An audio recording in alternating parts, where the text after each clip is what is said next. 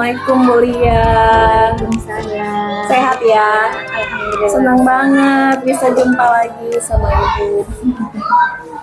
Hari ini saya mau berbincang sedikit dengan Bu Lia mengenai pemetaan aset ya. Tadi sebelumnya sudah ngomong sama Bu Kiki bahwasanya Bu Kiki sudah melakukan pemetaan aset bersama aktor-aktor yang terlibat. Aktor itu pelaku ya. Berarti kalau aktor di sekolah guru, kan sekolah, pendik, terus nondik, terus juga ada komite harusnya gitu kan. Nah jadi kemarin pengawas juga termasuk aktor. Kemarin berdasarkan data dari Bu Kiki sudah melakukan pemetaan aset sama guru-guru, kepala sekolah dan orang tua murid. Ya itu juga sudah cukup juga ya untuk kita mendeteksi apa aja sih aset-aset yang ada di sekolah ini. Nah jadi di sini saya ada beberapa pertanyaan sedikit ya tentang pemetaan aset yang kemarin dilakukan Bu Kiki. Kalau boleh tahu bagaimana ya Bu prosesnya saat menemukan atau mengidentifikasi sumber daya yang ada di sekolah? Terima kasih pertanyaan Bu Mega ya. Untuk yang semalam dilakukan Bu Kiki mengenai aset sekolah, kami di sini ada beberapa guru ya, 14 guru ya, termasuk dia yang PNS dan P3K itu juga termasuk aset. Di situ Bu Kiki menjelaskan bahwasanya sekolah kami memiliki aset nih, gurunya termasuk ada juga anak ya, juga termasuk. Juga kami juga memiliki fasilitas sekolah juga tuh aset ya, menyediakan rumbuk misalnya seperti itu. Udah itu ada angklung, juga seperti itu, anak-anak juga bisa disediakan fasilitas ya, angklung bisa sambil orang itu berlatih. Jadi itu acara identifikasinya ya satu-satu ya. Kan ada 7 modal tuh kemarin ya. 7 modal ya. Gak hafal juga saya semuanya. Yang penting tahu modal manusia itu. Modal fisik, sosial, finansial, budaya, politik, agama. Nah jadi kalau kata-kata modal, biasanya di otak kita langsung uang gitu kan. Padahal modal itu tergantung di mana diletakkan. Kalau namanya sekolah, apa aja nih, ada berapa. Ternyata uang itu termasuk di modal finansial.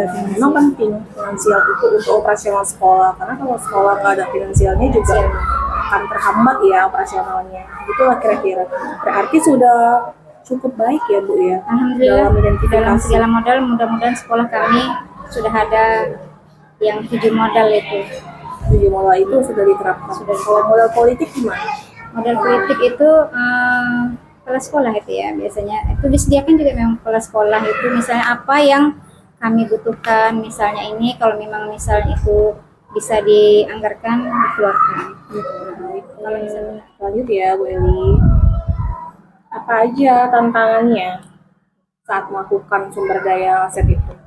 Tantangannya ada juga ya, termasuk juga dengan di lingkungan ini masyarakat ya atau orang tua murid, itu termasuk juga agak kurang mendukung dengan adanya misalnya kegiatan sekolah atau apa sekolah gitu kan.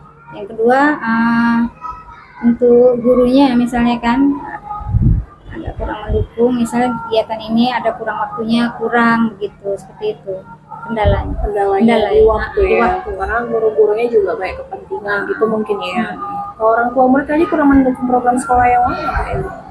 Misalnya kegiatan sekolah, misalnya kami mengadakan ini, ada juga nggak semua sih, misalnya kan ada orang tua mungkin dia yang nggak tahu dia ada program apa gitu kan. Sebenarnya bukan nggak setuju, cuman dia mungkin kurang paham atau kurang apa.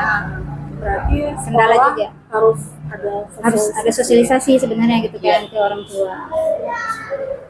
Oke, itu tadi tantangannya ya.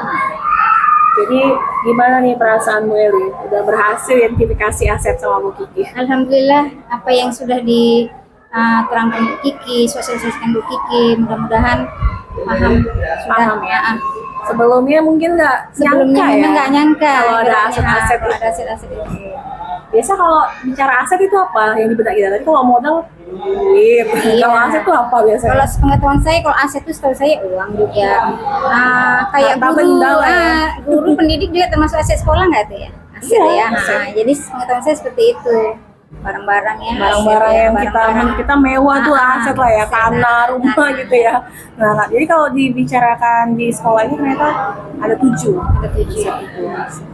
Dimana yang ketujuh aset itu tergabung di dalam modal-modal tadi, di dalam modal Manusia, modal sosial, sosial, budaya, agama, lingkungan juga lingkungan termasuk ya, aset. aset. Oke, berarti tadi senang lah ya, udah Senang. identifikasi. Alhamdulillah. Jadi kedepannya modal-modal ini mau diapain? Setelah diidentifikasi.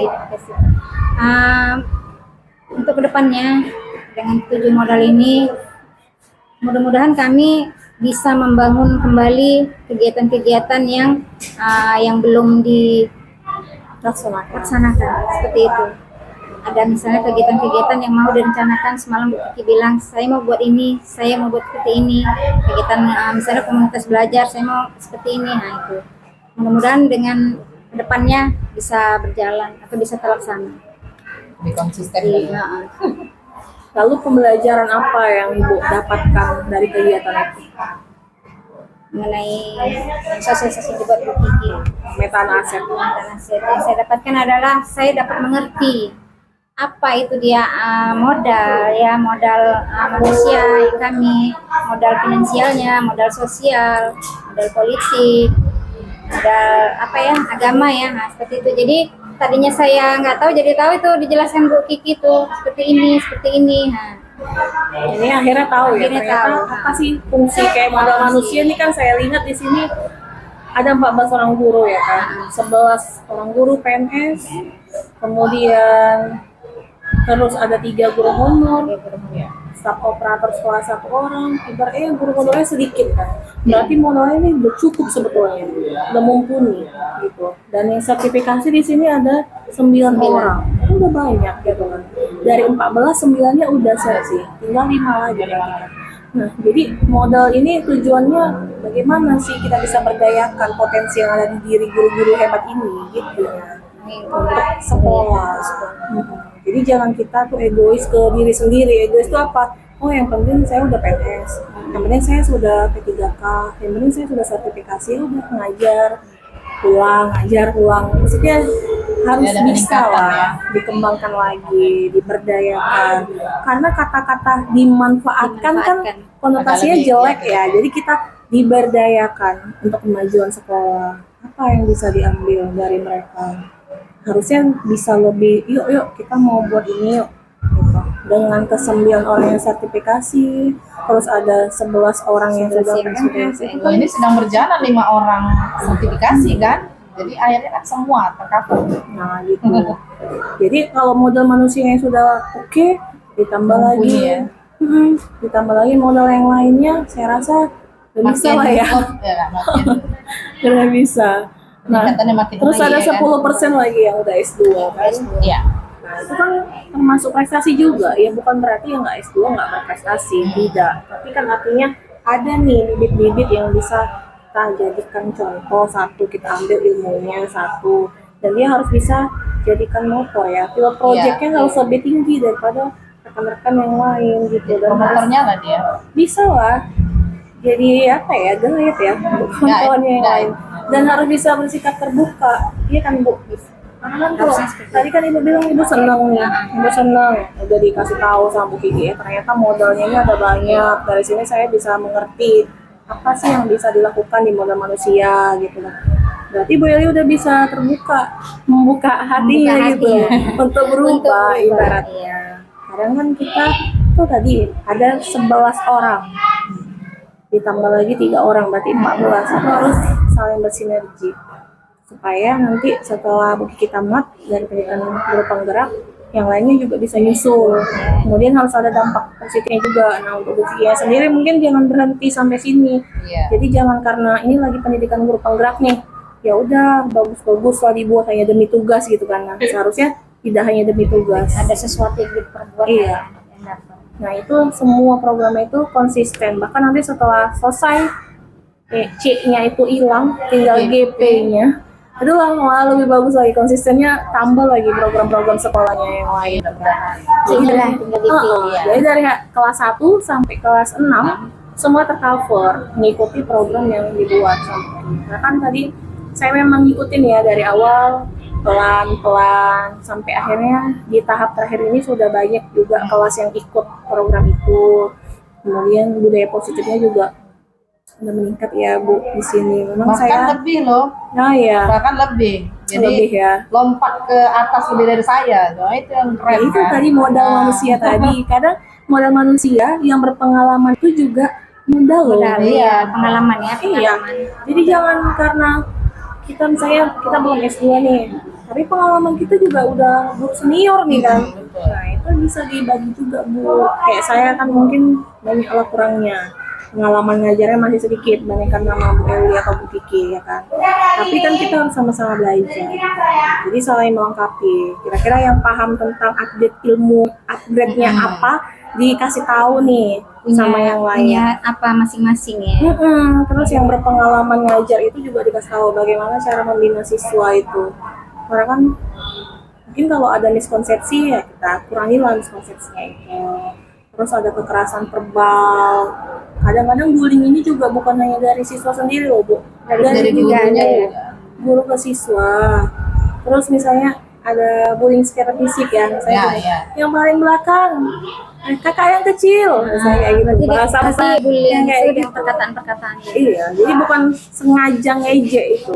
Kalau sengaja ngejek udah pasti itu bullying. Tapi dengan tindakan kita yang kayaknya Tidak nggak mungkin sengaja. lah itu kita bilang bullying ya kan.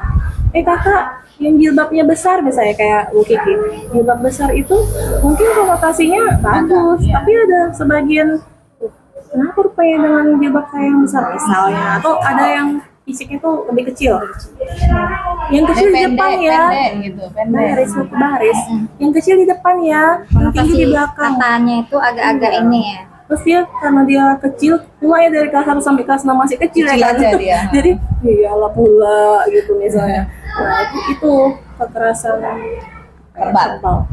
yang apa pertimbangan Ibu dalam menentukan sumber daya sekolah kemarin itu? Pertimbangan saya mengenai sumber daya sekolah. Ya, aset pemain Aset. Pertimbangan saya itu adalah di sekolah ini asetnya ya guru banyak ya. Nah, jadi pertimbangan saya itu sekolah ini sangat kaya ini, sekolah kami yang khususnya ya, mengenai aset juga termasuk guru-gurunya sudah alhamdulillah sudah termasuk modal yang paling utama, sudah mantap semua. Sudah itu aset yang lain misalnya untuk yang guru-gurunya misalnya ada yang dia mempunyai profesi yang dia mesti apa namanya ya kalau kita bilang ya itu Pintaran IT. pintaran IT-nya ada gurunya di bidang di bidang olahraga, di bidang agama. Nah, jadi pertimbangan saya sudah mantap lah mengenai modal manusianya, modal Iya, modal manusia, manusia ya, aset ya. manusia. Pertimbangan saya sudah bisa lah, mantap lah. Jadi kadang-kadang kan kita juga perlu kerja sama juga sama instansi lain, misalnya dengan puskesmas, kantor desa. Kalau di sini kantor desa Sena, oh di situ Iya, ya. iya. Kami masih desa Sena ya. Ingatnya karena dahulu jadi sama, padahal sama desa Sena. Itu sama Puskesmas. camat ya kan. Jadi apa yang bisa kita ambil dari mereka? Mungkin kalau di puskesmas jangan mereka egois juga kan, karena ada program sekolah yang turun ke puskesmas baru dia turun ke Turun ke sekolah. sekolah. Gitu harusnya kan memang konsisten, apalagi kan sekolah ini sekolah sehat juga kan. Jadi bagaimana nih deteksi tinggi badan anak, penimbangannya, apakah ada yang stunting ataukah ada yang kurang, ada yang cacingan, karena kan kita sama-sama tinggal di desa ini ya sekolahnya ya Bu ya. Kira-kira kurang lebih sama lah karakteristik masyarakatnya Masyarakatnya agak kurang tentang kesehatan, terutama ini kukunya tuh kadang masih ada yang Iya. hitam-hitam. Iya, kadang kami setiap Jumat nih kami ada buat ini program kepala sekolah juga kan. Senin itu kan memang upacara. Selasa kami nanti kalau di depan itu kan piket baris menyanyikan lagu wajib khusus hari Selasa. Di hari Rabu nanti kami lagu daerah. Di hari Kamis kosakata bahasa Inggris tuh.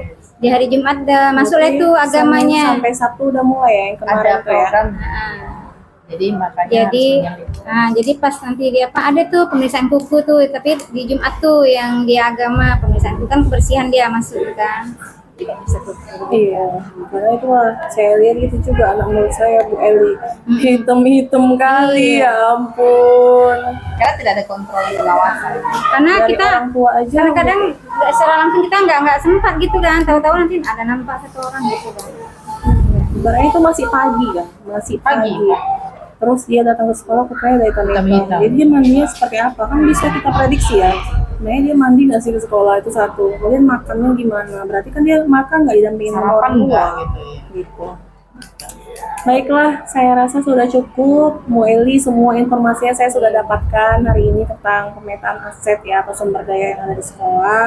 Semoga yang sudah dipetakan itu bisa diberdayakan dengan sangat baik ya Bu Eli ya. Iya. Jangan sungkan nanya-nanya sama Bu Kiki. Iya. Saling sharing. Iya, bagaimana nih prosesnya modal asetnya ini ya kan. Iya. Kadang-kadang kan kita juga perlu harus Tahu. di-upgrade lah. Jangan kita sudah identifikasi tapi nanti setelah itu udah Habis lewatkan itu ya, gitu lewat. aja. Bahkan modal sosial budaya tanpa kita sadari ternyata kesenian-kesenian Ada. tradisional itu Tradisionalis itu. di sini kan masih banyak tuh ya. Ternyata tuh termasuk salah satu Aset modal. modal sekolah. Mungkin dalam hal apa? Dalam hal budayanya lah ya kan kita masukkan. Karena kan mayoritas di sini orang Jawa Orang juga Jawa, ya, iya. campur lah ya kita bilang. Sementara modal muatan lokal kita itu udah Melayu, Karo dan Simalungun. Simalungun. Sehingga Jawanya ini hilang. Datang kan di kategori. Toh apalah penduduknya itu sukunya juga hilang juga kan, nggak kita ajarkan gitu. Maka di dalam pemetaan aset ini mungkin kita bisa telusuri satu-satu sehingga tidak kehilangan lah karakteristik Karakteristik budaya budaya. anak itu. Salah satunya ya kan, saya dia suku Jawa ya Jawa, kalau dia Aceh apa. Oke Bu Eli, makasih ya Oke, waktunya. sama-sama. Pus. Oke.